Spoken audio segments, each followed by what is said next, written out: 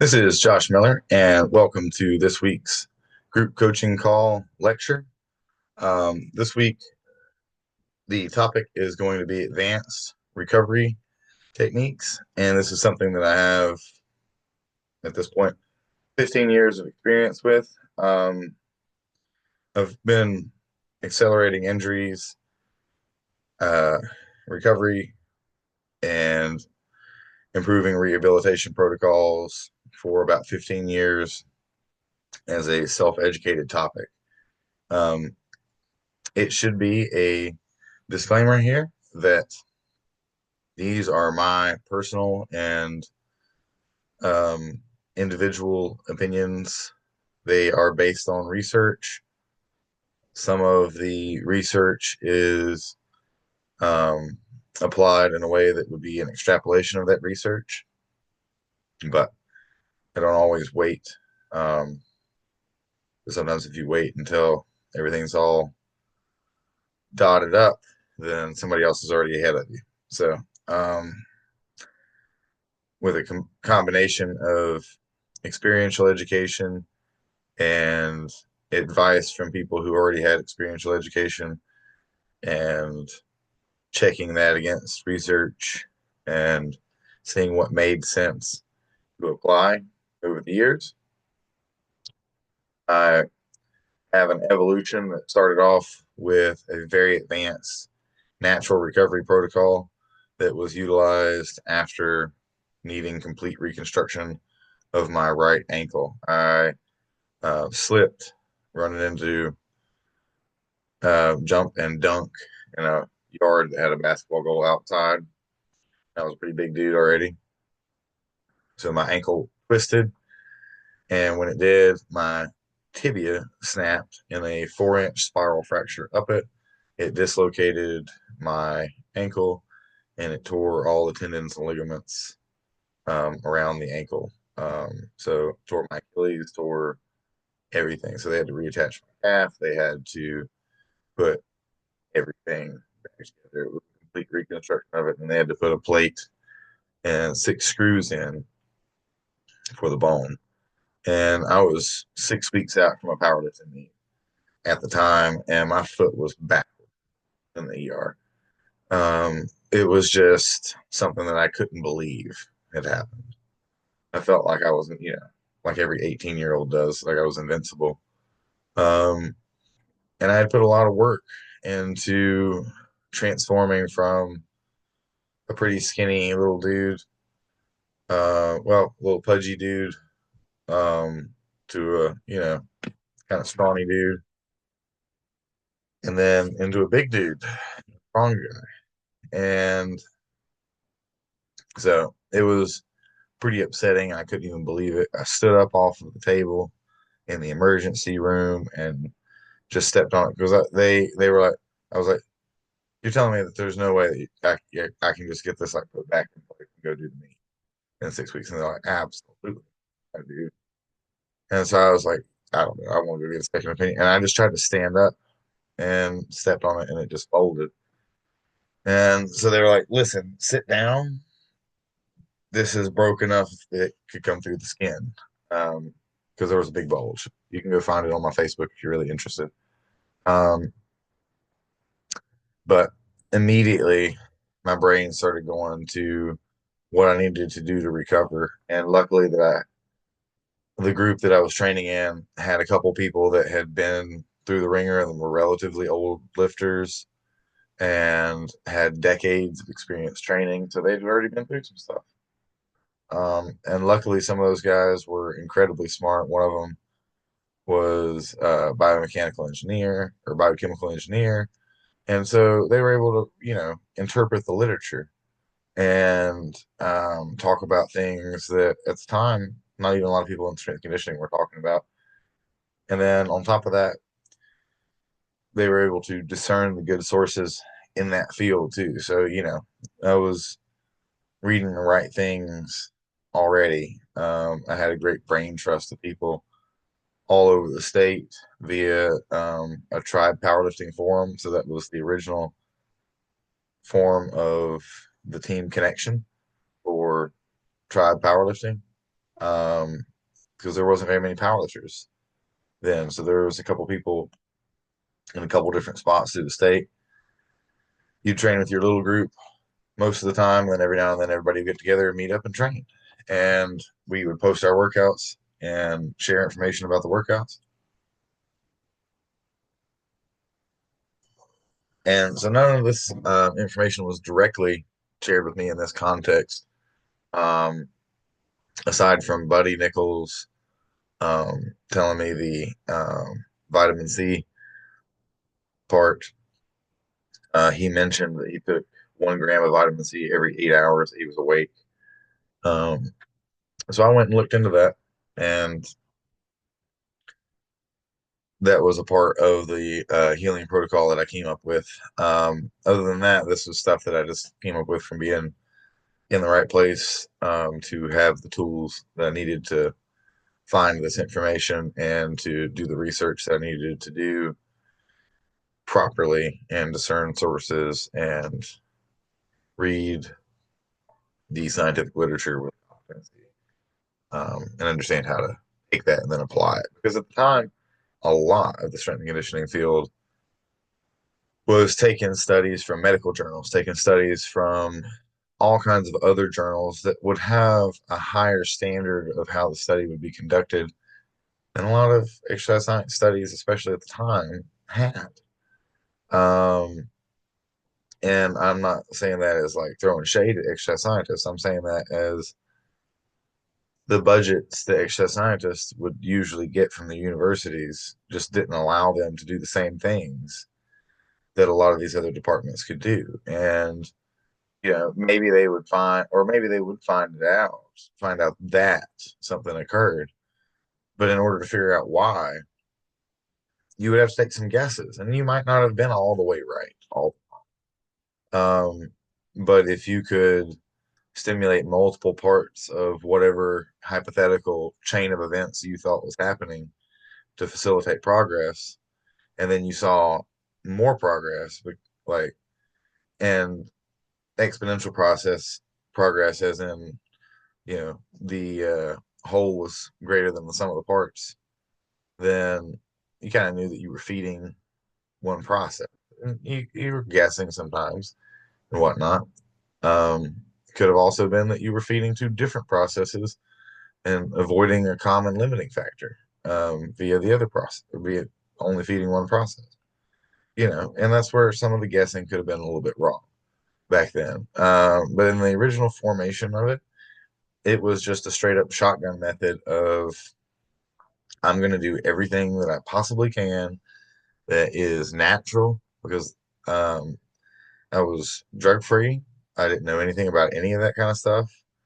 And I didn't even look at that stuff as a viable option. I knew some of it because I knew that at some point in my life I would probably want to go that route.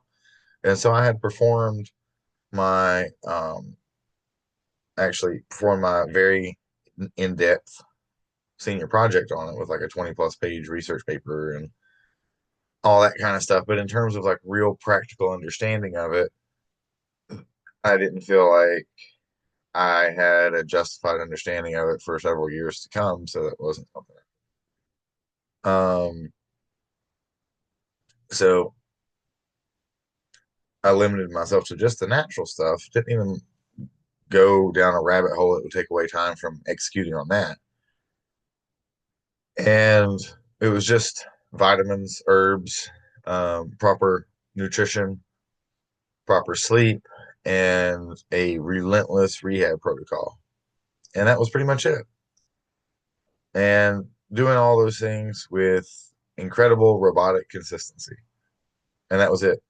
And with all of the tendons and ligaments that had to be reattached, and the fact that those would get even weaker because I had to not move them at all with some of the bone issues, then to allow the bones to set, then they expected for me to actually have to wait a full 16 weeks to be weight bearing. And the limiting factor on when I could start to train other stuff, or to start to move it, was when the bone would look fused on the x-rays. So everything went into bone healing first and supporting collagen synthesis overall, supporting overall recovery of tissues as well. But everything at first went into healing the bone. And so I'll have a little brief section on that. Um, so when it comes to healing the bone, it was very simple. I focused on lots of calcium, lots of vitamin D. You could acquire those through supplements. You can acquire those through food.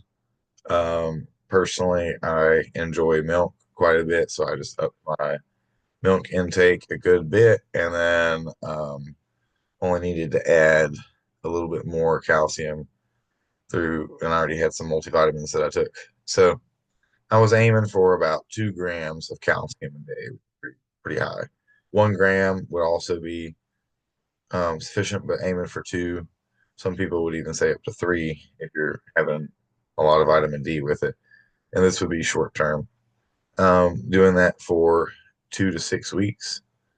Um, if you have any potential cardiac history or anything like that, you don't want to change electrolytes too crazy. So limit that to 2 weeks.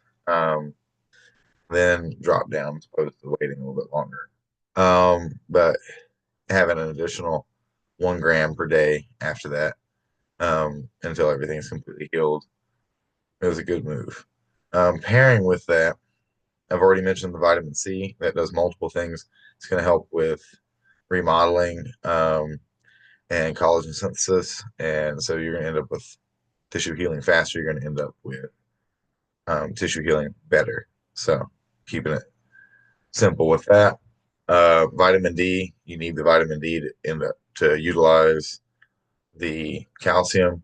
You need vitamin K to utilize the vitamin D. So vitamin D, you need magnesium in there. So you're going to have a higher dose um, of magnesium than normal. So you're going to want about 800 milligrams of magnesium a day. If you're a relatively large athlete, you're going to want about 600 milligrams of magnesium a day, even if you're not. Um, you're going to also want to have enough sodium and enough potassium to balance out all the electrolytes. So you either need to consume a lot of Greek yogurt or a lot of fruit like bananas and strawberries.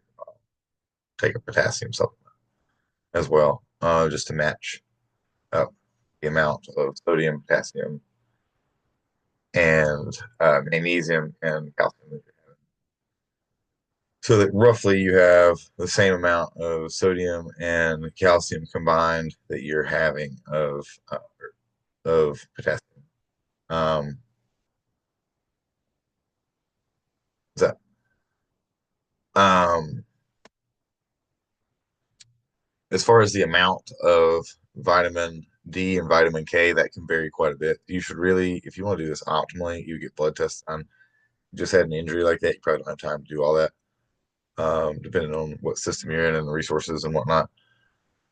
But a safe bet for that for most people to avoid vitamin D toxicity because it's not a real big issue. But from a disclaimer standpoint, I should say that you can take too much of any fat soluble vitamins. So that's vitamins A, vitamins E, vitamins D, vitamin K, and those can all accumulate in fatty tissue if you're taking too much of them, and that can cause.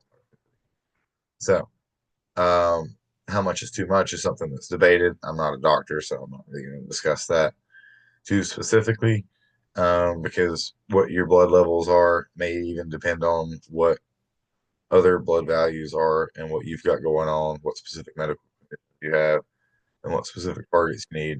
So if you have seasonal depression symptoms, and it's seasonal depression, I don't know. For example, even if your blood does something, you may be aiming for more.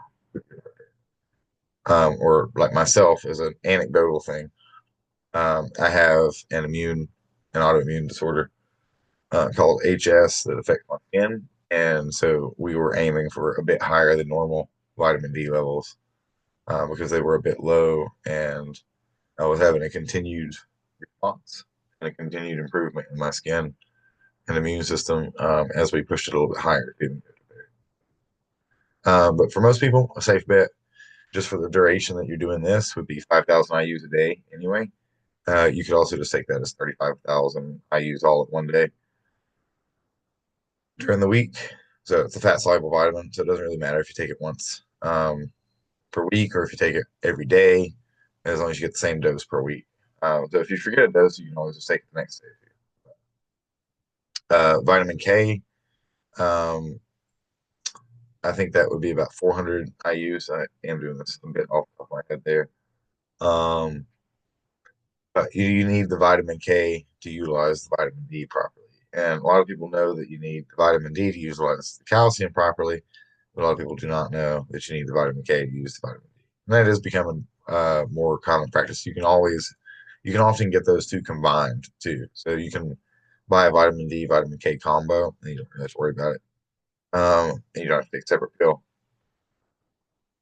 This is already adding up to quite a few pills. As far as um, other vitamins that you want to have, just having a good multivitamin in is a good idea.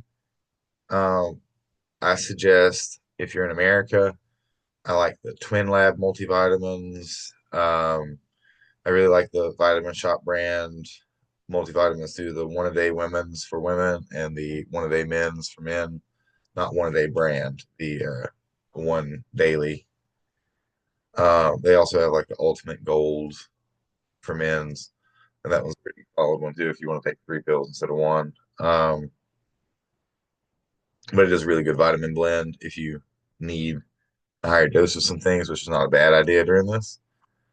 And um, that's pretty much it for your vitamins. You're also going to want to make sure that you have fish oil and cod liver oil. You don't have to have both, but you want to have a higher dose of that than normal throughout this process. So typically, I would just suggest people to take excuse me, 1 to 2 fish oil with every meal. Um, if you have any chance of digestive discomfort with that, you may want to start at a lower dose and work up. I usually use a combination of cod liver oil and fish oil. So I'll take that at 2 to 3 meals a day, and I'll just take one capsule of um, each of those 2 to 3 meals per day. I eat more meals than that, but since I'm taking two at each one, excuse me, got a tickle in my throat. As far as the herbs, the big one that was utilized for that ankle recovery was cissus, and I use that at 3 grams per day.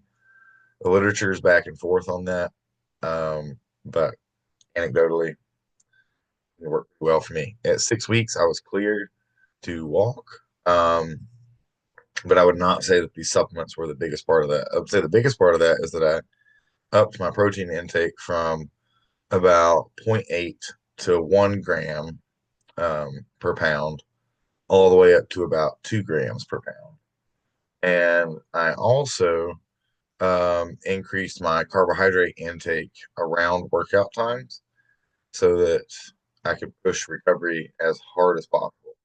But I also limited my carbohydrate intake otherwise so that I could keep insulin sensitivity. I didn't have a low carb diet per se, but I pulled it back lower than it was for me. Keep that relative to you. And, if, if you have any specific dietary questions, if you're watching this video, me. But otherwise, just hit up whoever handles your diet stuff. Uh, saying that because I may put this video out because it's pretty interesting video by the end of it. So I may put this one out for more people to see at some point. So moving past that, primary herb, there's a couple other herbs that I added in that are just supportive overall. Any adaptogen is going to be supportive. I'm very big on those. I'll have probably another talk on adaptogens in depth at some point. But one of the really cool things that you should add after a surgery is rhodiola. It's going to improve oxygen metabolism. It's going to keep those tissues healthy, especially places where blood supply is being cut a bit.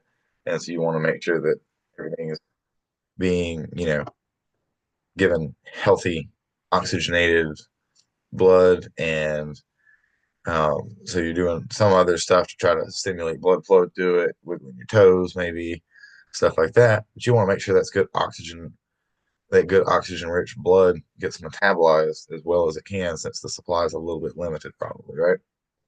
So something like rhodiola can really help on that aspect. And it's also just good in terms of managing your body and managing a stress adaptation cycle, so much so that it helps burn victims heal faster. And um, so overall, it's something that is beneficial to add in those early weeks, first 3 weeks after surgery, and to take 3 weeks or so off. And then whenever your rehab starts to get a little bit more intense again, then from weeks 6 to 9, or sorry, 7, 8, and 9, week 7, 8, 9, you would do that again. So you only want to take rhodiola 3 weeks at a time. Don't take it longer than that. Um, but take it 3 weeks, take 3 weeks off, and then do it again. So that'll really help out during your first whole 9 week of recovery. Um, Other adaptogens can be rotated in otherwise. So you can also take ashwagandha on those 3 weeks that you're not taking the rhodiola. So it's a good way to hit both. There's a couple different classes of receptors that tend to stimulate. And so kind of pick one from each category. Ashwagandha on one, and then rhodiola on the other is a great way to do it. Putting lion's mane in as a backdrop is a great way to reduce the nerve damage from surgeries as well. So combined here, we've got a pretty good protocol going already from a natural perspective. Um, at the time, glucosamine was also a very popular thing. So I had a glucosamine uh, and MSM and chondroitin combo that I utilized at the time. I don't necessarily think that that's something that personally I see much benefit from over the last 12 years or so. I didn't really use it too much longer after that recovery, but we are still talking about that. Um, but other than that, that was the nutritional component, brushed over the supplement component. Um, and beyond that, the biggest component, in my opinion, because I think a lot of people probably hit some of those other nails pretty close to right. I don't know if anybody's doing it that in depth or not. But I also really feel like, just from a psychological perspective too, just never stopping training was a huge thing, and not being out of the saddle too much. So right after surgery in the hospital, I wouldn't necessarily advise this, but I was doing standing leg curls just with the weight of the boot beside the bed before I would go to the bathroom every time. I would do like 50 to 100. Um, I would not necessarily recommend it. And then when I would sit down, I would do 50 to 100. So 6 weeks later, I wasn't really much weaker. I was still hitting like 90%. I scored like 605 with paint mixers shoved in work boots and taped to my ankle. Now, they had cleared me, to be clear, they cleared me to walk and, quote, return to normal activity as tolerated. And it didn't hurt. Although when I sent the video, the surgeon was like, brother, it's not what we talked about. But it didn't hurt. And that was great. So the recovery went really well. 10 weeks later, I was actually hitting another PR. So by a good bit. So everything went really well. with that recovery and multiple recoveries after that, I was actually quite resilient throughout multiple pec tears. I had 5 pec tears and was able to come back in about 6 weeks each time, except for the last one. And so that last one was a little bit harder. But the one from the third pec tear on, I was starting to do other stuff in addition to this protocol. And it remained natural the first time. It was prolotherapy, so it was just using and again, this is not medical advice. I do not advise you to do this. How this evolved. This was only applied once because, from an anecdotal perspective, it was terrible. Um, you utilize prolotherapy, which is just applying um, a mild irritant in a systematic fashion to create a controlled inflammatory response, meaning that it ended up swelling up worse and hurting really, really bad. Although then it did flush out really fast, and then I did it multiple times. So have an accelerated healing cycle repetitively, and it did work. Um, but it hurt really bad, and I don't know how well it worked in terms of tissue remodeling. And that could have been because some of the rehab protocols that I knew at the time weren't as advanced as what they are now. But I also wonder if it was just not quite as effective as I thought. It just felt a lot better than it was. Um, because I did re-injure those pecs quite a bit. Or 2 more times after that. So I did that for the third one. The fourth one, there's just a whole lot going on by that point with my pecs. Both of them have been torn a couple times. And so when I tore it the fourth time, that's when I started using pads. So BPC 157, TB 500, um, those are things that are talked about a lot. And a lot of people have those. I won't jump into those too much, but um, in terms of like fancy mechanisms and whatnot. But BPC has an effect on a wide range of receptors. It also affects a lot of tissues. So does TB 500. So there was a lot of systemic benefits from a lot of those too. But I had pretty accelerated healing of that fourth one. And then after my pec surgery, I had pretty accelerated healing as well. But I did have an infection and some complications that were unrelated to the peptides that made the last pec injury a little slower. But the same protocols have worked on horn lats and whatnot as well. And luckily, I'm in Canada where individual personal use is fine, would never sell this kind of stuff. And um, personally, I actually don't even do it. But hypothetically speaking, if somebody was to tear something and um, everything that I said is just entertainment, nothing on here is serious. And anything that is serious is just my personal opinion, and sometimes it's all woven together. So who is to say? But hypothetically speaking, people have discussed utilizing BPC at between 250 micrograms and 1,000 micrograms. That's 1 milligram daily, and you can either do that once a day or split it up a couple times a day for the best impact. But once a day is still fine. Um, and then combining that with a dose of TB 500 if you're really prioritizing acute recovery from something that's really fucking serious. Then taking a big dose is the better option um, for most people, hypothetically speaking.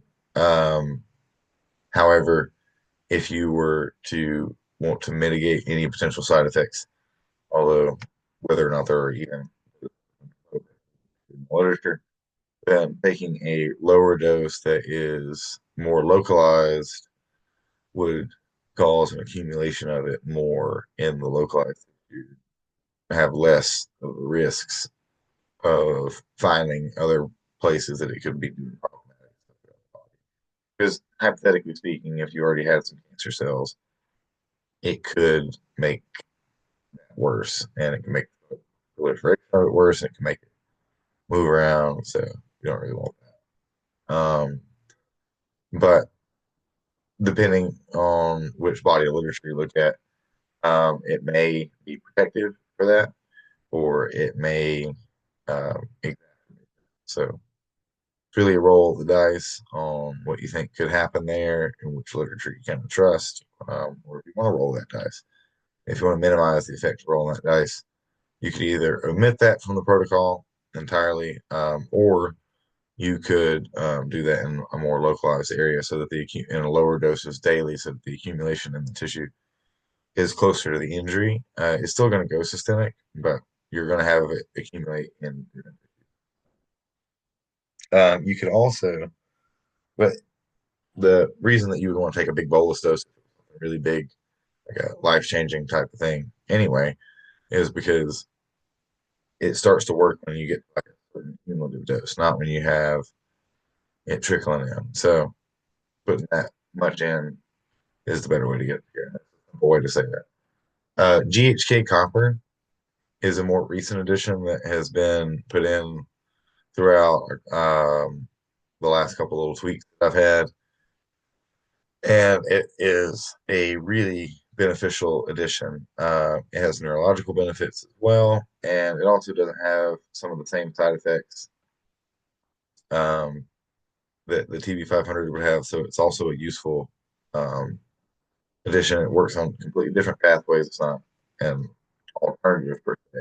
It can definitely be just an addition to those. But if you're dropping the TB500, then it would be definitely beneficial to add the GHK in with the BP.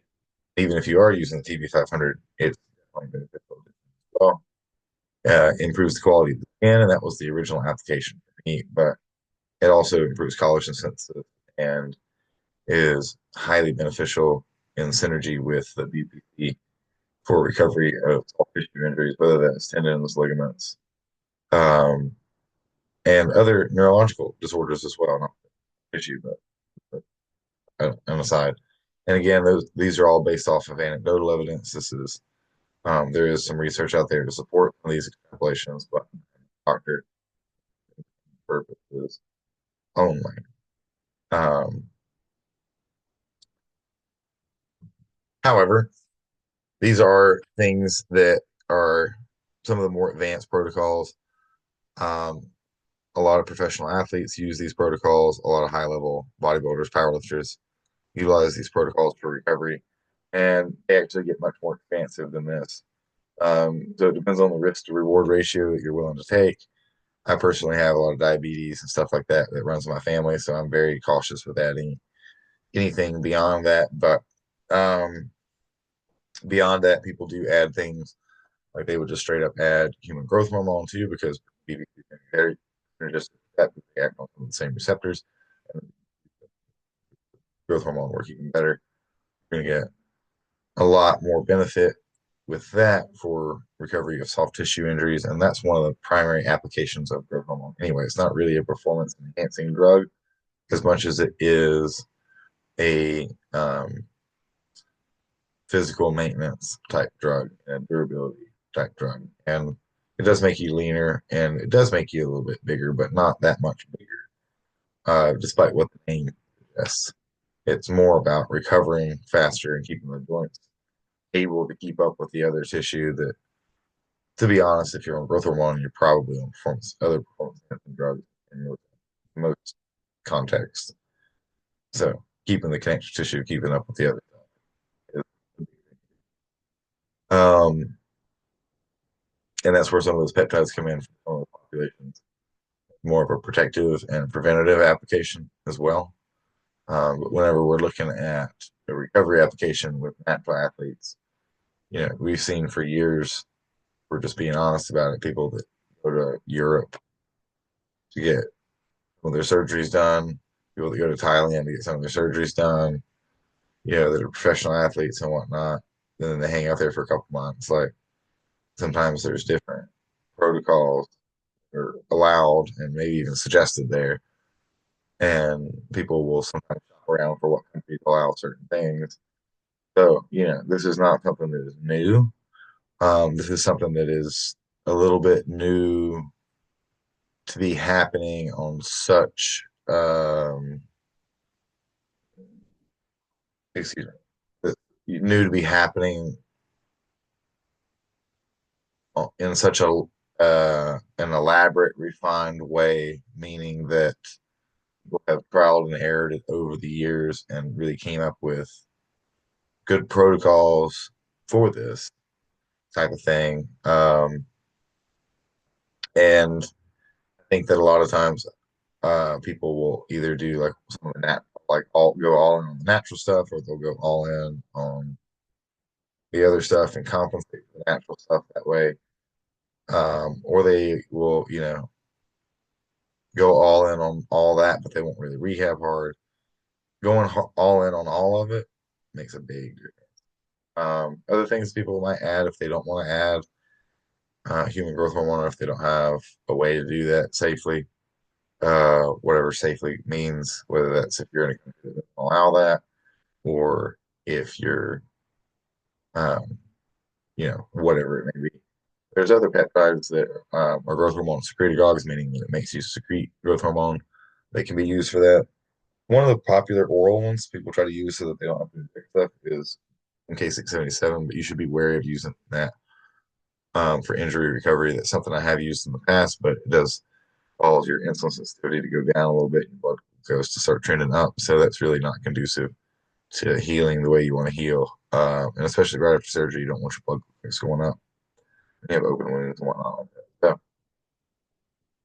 So things like ipamorelin, stuff like that, tesamorelin, are pretty good alternatives that some people report using. But again, these are things that I'm very cautious about using anything like that, just because I've got a lot of family history of diabetes and stuff like that. Diabetes or cancer and stuff like that. It should be known that if you have a family history of cancer, or if you have cancer currently, stuff like that, then utilizing things like growth hormone and growth hormone secretagogues is very risky. Because if you have some cancer, then it can make it spread, whatnot. That's not to say that there aren't applications that I've found that useful and worthy and in a targeted way that is not going to be long enough to increase my insulin sensitivity and at doses that aren't, crazy. Um, then that's definitely something that I have done and probably will do again, especially in areas where it's completely legal. I wouldn't really take a legal risk with that as well, but there are places that all that stuff's completely legal, and I would do those things in those places. Don't break any law. But a lot of that stuff is also labeled as research chemicals and is not actually illegal, as you'll be able to find in other YouTube videos, and on thousands of web pages and all kinds of stuff like that. And in journals and scientific journals from around the world. So those are all things that are not necessarily new, but that I think that are important to talk about. When it comes to the rehab, whatever people will tell you is enough rehab is probably not enough rehab. Um, in all reality, people actually need to do a lot more rehab. And it doesn't have to be high intensity rehab the whole time, but think about a normal day if you're up and being healthy, moving around. You're not really sitting around sedentary very much. Um, so in those same application, or at least you're making some fitness breaks or something like that. You're moving around a bit. So throughout your whole day, you need to be doing that stimulates blood flow to that area. You need to be doing some stuff that challenges that area and trains that area, and not a lot, but not beyond tolerance, right? Everything should be as tolerated. You shouldn't you definitely don't want to make yourself have a setback. The last thing you want, because that makes things way harder. It's way harder to come back from a second injury during the recovery process than it is to come back from the injury. Don't push too fast, but also being consistent is more important than being in those phases. Being consistent is paramount. So I was saying that I would do like the high rep leg curls every time I stood up and sat down. You probably don't need to do that the day after surgery while you're still in the hospital. I was, especially not if you had compartment syndrome like I did. But you should absolutely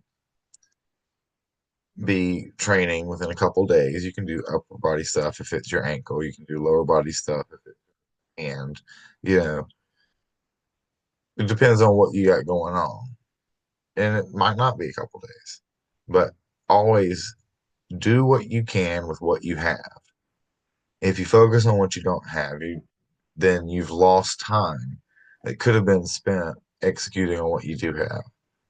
And if you do have to vent about it mentally a bit, structure it, do it, move past it, begin executing on what you do have. Do what you can with what you have, move forward.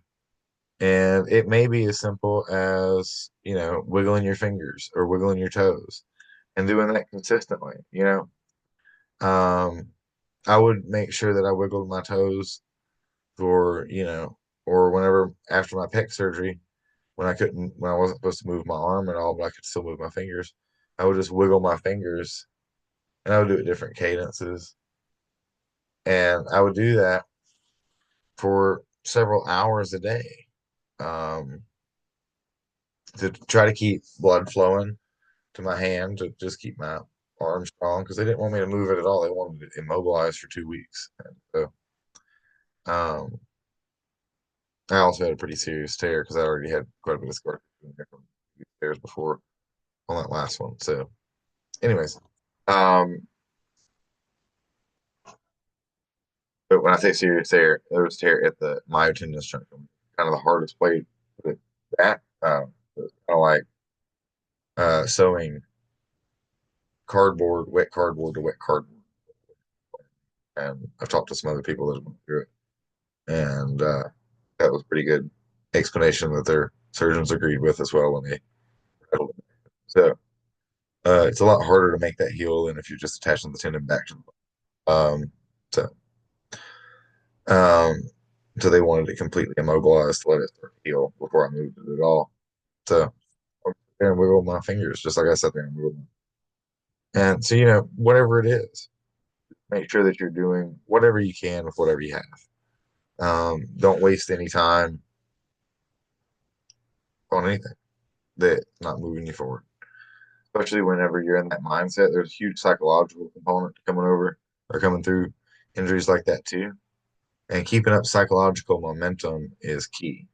Staying focused on something positive, find something that you can push mentally. It doesn't have to be pushing it in the same way.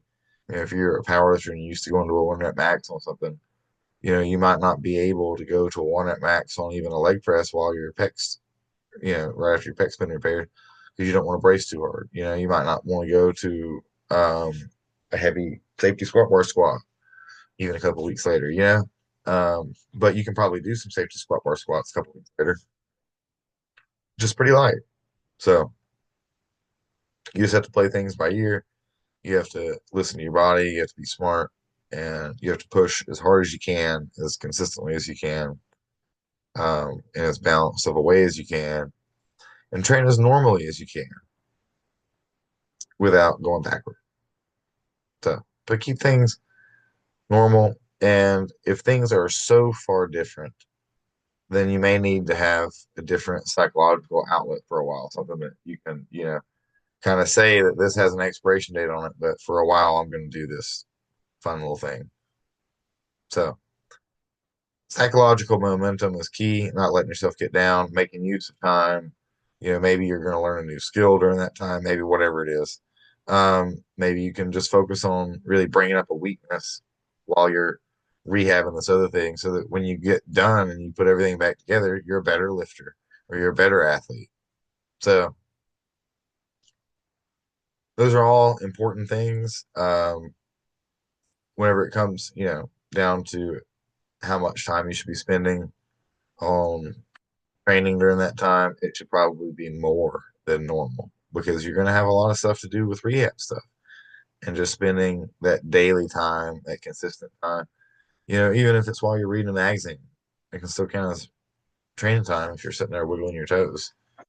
Um, Recently, my wife tore her Achilles, and so we're utilizing the uh, natural protocols for her, and we're going to be able to accelerate her healing a good bit. And peptides are also something that are fine for individual use in Canada, and we're in Canada, so um, probably going to accelerate her healing a bit.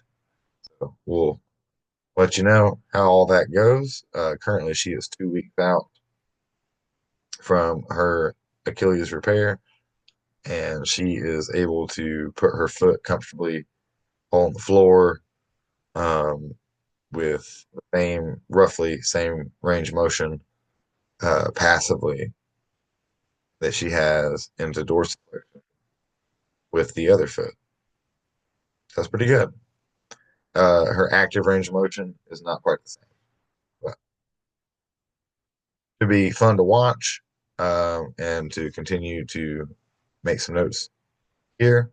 Really hate that that happened for her. But again, you do what you can with what you have, and we're making the best of it. And if you get hurt, that's what you should do too.